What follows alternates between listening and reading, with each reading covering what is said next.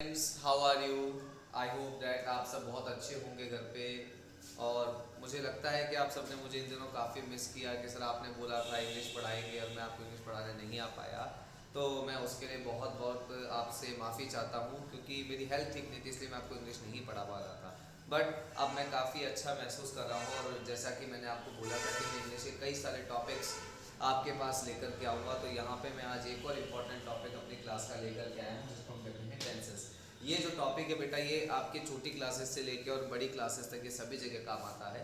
और आज हम पढ़ने वाले हैं टेंसेस के अंदर कि बेसिकली टेंसेस होता क्या है, टेंसेस कितने टाइप्स के होते हैं, या टेंसेस से हम क्या सीख सकते हैं, या टेंसेस हमारे कहाँ कहाँ इस्तेमाल में आता है। और उसमें भी सबसे बड़ी बात कि हम लोग आज पढ़ने वाले हैं प्रेजेंट टेंस को। ठीक है, मैं इनको 3 वीडियोस के अंदर टेंस को पढ़ाऊंगा, जिसमें आज मैं सिर्फ प्रेजेंट टेंस लूंगा और नेक्स्ट हम पास लेंगे और फिर उसके बाद हम फ्यूचर लेंगे, ताकि आप लोग एक साथ काफ़ी लोड में नहीं आ जाएं कि कैसे इनको याद कर पाए। तो आइए हम बात करते हैं सबसे पहले हमारे टेंस के बारे में कि टेंस क्या होता है। देखो, जैसे कि आप सबको पता है दोस्तों कि हम लोग अपने लाइफ के अंदर कोई ना कोई सेंटेंस कहते हैं, कोई ना कोई बात कहते हैं, या कोई ना कोई अपन कुछ भी चीज़ कह रहे हैं तो उसमें कोई ना कोई काम होता है, कोई ना कोई वर्ब होता है, कोई ना कोई एक्शन होता है। तो जब भी आप कोई एक्शन की बात करते हैं, जब भी आप किसी वर्ब की बात करते हैं, तो किसी ना किसी पर्टिकुलर टाइम के अंदर बात करते हैं कि जो भी काम किया गया या तो वो होगा, या वो होने वाला है, या वो हो चुका है। तो जब आप इनकी बात करते हैं तो जो ये ऐसे वर्ड्स होते हैं जो टाइम को बताते हैं, टाइम को एक्सप्रेस करते हैं कि ये जो एक्सेट्रा जो भी वर्क है, जो भी आपने एक्शन किया है, वो कौन से टाइम में प्रेफर किया है, कौन से टाइम में आपने किया है, उसको अपन टेंस कहते हैं। टेंस बेसिकली आपका टाइम शो करता है। अब यहाँ पे अपन बात करें कि टेंस का यूज क्या होता है, सर इससे हम क्या सीखते हैं, हमारे क्या काम में आता है। तो बच्चों, मैं आपको ये बता दूं कि जो लोग कहते हैं कि टेंस कुछ भी नहीं है, वो टेंस को जानते ही नहीं है। मैं आपको कहता हूँ कि टेंस बहुत इंपॉर्टेंट है। इसलिए इंपॉर्टेंट है क्योंकि टेंस बेसिकली हमारे ग्रामर का ऐसा पार्ट है जो कि सेंटेंस फ्रेमिंग को बहुत अच्छी तरह से सिखाता है। हर एक चीज़ का यूज़ ये हमें बताता है, चाहे वो वर्ब हो, एडजेक्टिव हो, सब्जेक्ट हो, ऑब्जेक्ट हो, हेल्पिंग वर्ब हो। तो ये सारी चीज़ें जो हमें सिखाता है, कौन सिखाता है बेटा? टेंस सिखाता है। अब नेक्स्ट बात करता हूँ बेटा कि टेंस कहाँ तक लेवल पे काम आता है। वैसे तो टेंस आपके इंग्लिश लैंग्वेज के अंदर हर जगह काम आता है, लेकिन अगर आप बात करें गवर्नमेंट कॉम्पिटिटिव एग्जाम्स की तो ये वहाँ भी काम में आता है। ठीक है, टेंसेस आपके एक्टिव पैसिव में भी हेल्प करता है, डायरेक्ट इनडायरेक्ट में भी हेल्प करता है, मॉडल्स में भी आपको हेल्प करता है। तो काफ़ी सारी जगह ये आपको हेल्प करता है। अनदर थिंग, अगर अपन बात करें कि टेंस को कितने टाइप्स में डिवाइड किया गया है, कितने कैटेगरीज के अंदर इसको डिवाइड किया गया है, तो मार्किंग 3 कैटेगरीज यानी 3 टाइम जोन्स हमारे टेंस के अंदर बताया गया कि present tense, past tense and future tense. आज मैंने आपको बताया था कि अपन आज सिर्फ और सिर्फ प्रेजेंट टेंस के बारे में बात करने वाले हैं। ठीक है, तो अब हम प्रेजेंट टेंस के बारे में बात करते हैं। हाँ, तो दोस्तों मैंने आपको बताया था कि हम प्रेजेंट टेंस के बारे में बात करने वाले हैं। तो यहाँ मैंने आपके प्रेजेंट टेंस के ऊपर यहाँ पे मैंने आपको आइडेंटिफिकेशन लिख दी है कि भाई प्रेजेंट टेंस बेसिकली क्या होता है, कैसे आइडेंटिफाई करते हैं।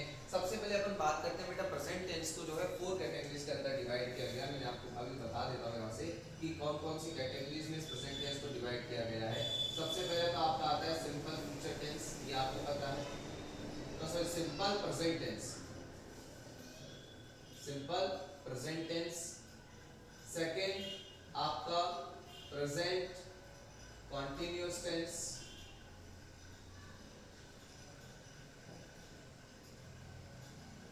Third your present perfect tense. And then fourth is your present perfect continuous tense. इसके अंदर आपके प्रेजेंट टेंस को डिवाइड किया गया है। ठीक है, सबसे पहले मैंने आपको बोला कि अपन लोग सिंपल प्रेजेंट टेंस के बारे में बात करेंगे। सिंपल प्रेजेंट टेंस क्या होता है बेटा? सिंपल प्रेजेंट टेंस को अगर मैं कहूँ तो दूसरे लैंग्वेज के अंदर इसको प्रेजेंट इंडेफिनिट टेंस भी कहा जाता है।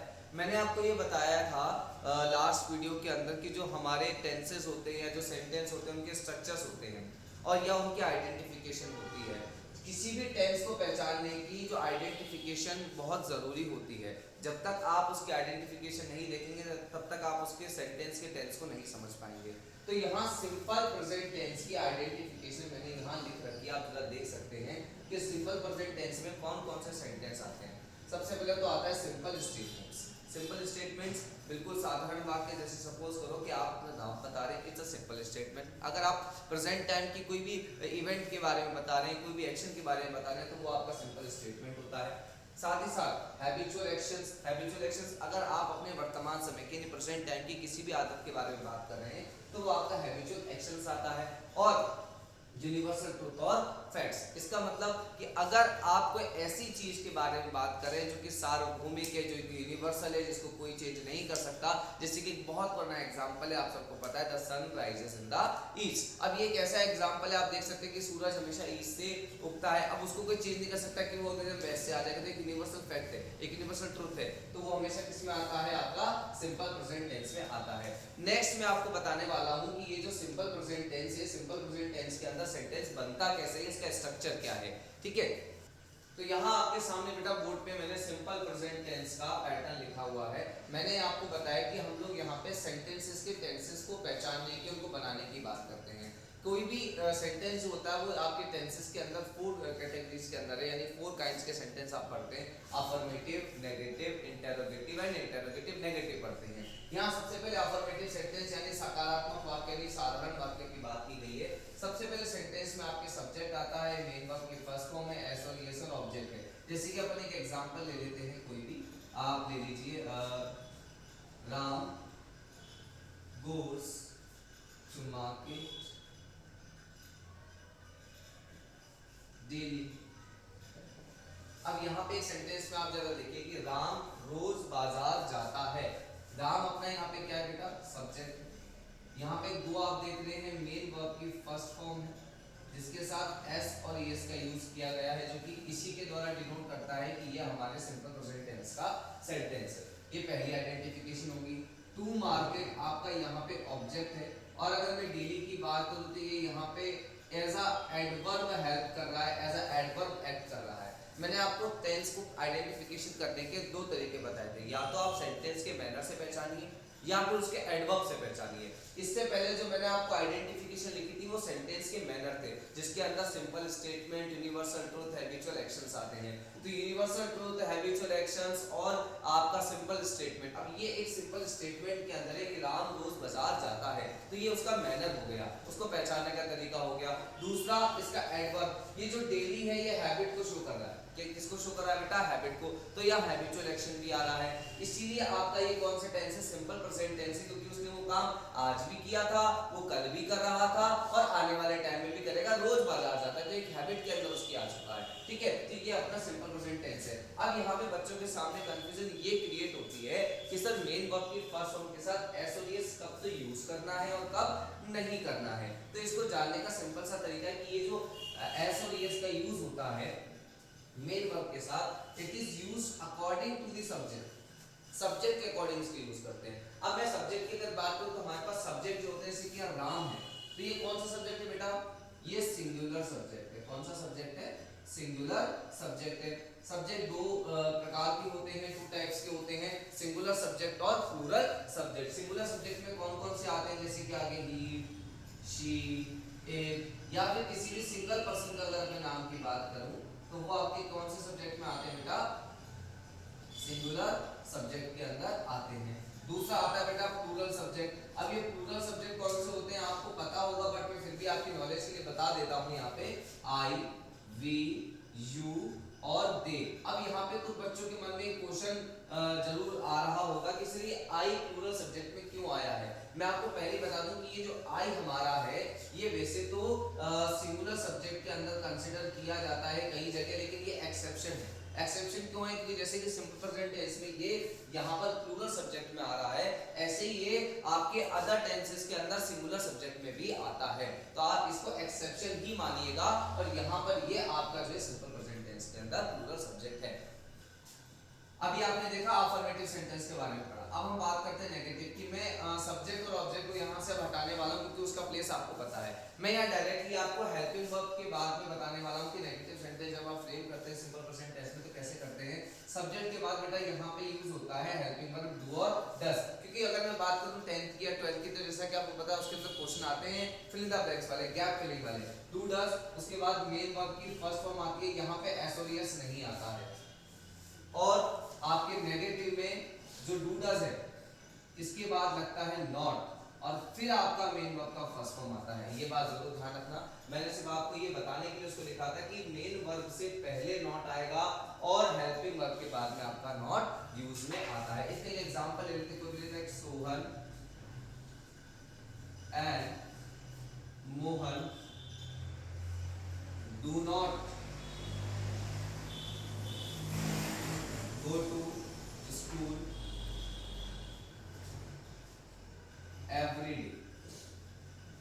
सोहन और मोहन हर रोज स्कूल नहीं जाते हैं। अब आप यहाँ देखिए जो सोहन और मोहन है ये दोनों हमारे सब्जेक्ट हैं, क्योंकि ये दो व्यक्तियों का नाम है तो ये आपका प्लूरल सब्जेक्ट है। मैंने यहाँ पे हेल्पिंग वर्ब डू का इस्तेमाल किया है, डू का यूज किया है क्योंकि प्लूरल सब्जेक्ट के साथ हमेशा डू का यूज आता है। आई रिपीट माय वर्ड्स कि प्लूरल सब्जेक्ट के साथ हमेशा डू का यूज होता है और जो सिंगुलर सब्जेक्ट है उसके साथ हमेशा डज का यूज होता है। बच्चे काफी बार गलती करते हैं गैप फिलिंग करने में, वो वर्ब की फॉर्म तो चेंज करते हैं लेकिन वो हेल्पिंग वर्ब का यूज नहीं करते हैं। मेरा सजेशन ये है कि आप हेल्पिंग वर्ब भी उसके अंदर यूज किया कीजिए, अदरवाइज वो गलत हो जाएगा। बेटा इंटरोगेटिव, अब इंटरोगेटिव सेंटेंस क्या होता है? इन विच वी आस्क क्वेश्चन, जिसके अंदर अपन क्वेश्चन पूछते हैं। अब जो क्वेश्चन पूछे जाते हैं वो टू टाइप से पूछे जाते हैं। एक तो होता है बेटा बाय हेल्पिंग वर्ब और एक होता है by WH family verb, WH family verb. अब जैसा कि आपको पता है कि सिंपल प्रेजेंट टेंस में जो हेल्पिंग वर्ब है वो दो होती हैं, डू और डज। तो जब आप सिंपल प्रेजेंट टेंस का सेंटेंस बना रहे होंगे या उसमें गैप फिलिंग कर रहे होंगे, एक बार क्वेश्चन ऐसे रहता है डैश, फिर यहाँ पे आपका सब्जेक्ट आ जाएगा, फिर यहाँ पे एक ब्लैंक आएगा, फिर उसके बाद में आपके ऑब्जेक्ट आ जाएंगे, फिर लास्ट में आपकी क्वेश्चन मार्क आ रहा होगा। आप कंफ्यूज होते हैं कि सर यहाँ क्या फिल करें, यहाँ क्या फिल करें, और दिया एक ही वर्ब में जाता है, ब्रैकेट में एक ही वर्ब दिया जा रहा है। बच्चा कंफ्यूज हो जाता है कि एक ही वर्ब दिया गया है, फिल द ब्लैंक्स दो हैं, फिल कैसे करें? तो यहाँ पे आप सबसे पहले तो टेंस को पहचानिए कि ये सिंपल प्रेजेंट टेंस है, तो आपको पता है हेल्पिंग वर्ब आएगा डू और डज फ्रंट में, क्योंकि हेल्पिंग वर्ब से क्वेश्चन बनता है। अगर मैं हेल्पिंग वर्ब के आपके स्ट्रक्चर की बात करूं तो मैं आपको एक बार पूरा डिस्क्राइब कर देता हूं। जैसे कि सबसे पहले तो आपके हेल्पिंग वर्ब आगे आ जाएंगे डू और डज, फिर आपका आएगा सब्जेक्ट, देन आपकी main verb first form, then your object and then at the last question mark over here. इसका एक एग्जांपल आप ले सकते हैं लाइक does they, यहाँ कैपिटल ले लिया, does they want to go to school, क्या वह स्कूल जाना चाहते हैं? अब यहाँ पे देखो डज लिखा, मैं आपकी गलतियां बता रहा हूँ कि यहाँ पे डज मैंने लिखा तो ये मैंने यहाँ पे गलत लिखा क्योंकि मेरा दे आ रहा है, ठीक है। मैं आपको गलतियां बता रहा हूँ। यहाँ पे ये दे क्या है मेरा बेटा? प्लूरल सब्जेक्ट है, तो यहाँ पे डज का इस्तेमाल नहीं होगा। यहाँ पे किसका इस्तेमाल होगा बेटा? डू का इस्तेमाल होगा। क्यों होगा? क्योंकि दे मेरा कौन सा सब्जेक्ट है? प्लूरल सब्जेक्ट है। और मेरे वर्ड्स को आप ध्यान कीजिए कि मैंने आपको बताया था कि प्लूरल सब्जेक्ट के साथ डू का यूज होता है और सिंगुलर के साथ बेटा डज का यूज होता है। तो आप इसको थोड़ा ध्यान रखिए, पैटर्न को देखिए, पैटर्न को पहचानिए, आइडेंटिफिकेशन को ध्यान में रखिए, एडवर्ब्स को देखिए कि कहाँ से एडवर्ब्स आपके आ रहे हैं, एडवर्ब से आप पहचान सकते हैं। Thank you so much. आपको शायद यहाँ पर सिंपल प्रेजेंट टेंस काफी अच्छी तरह समझ में आया होगा, आई होप सो, और आप इसकी प्रैक्टिस जारी रखें।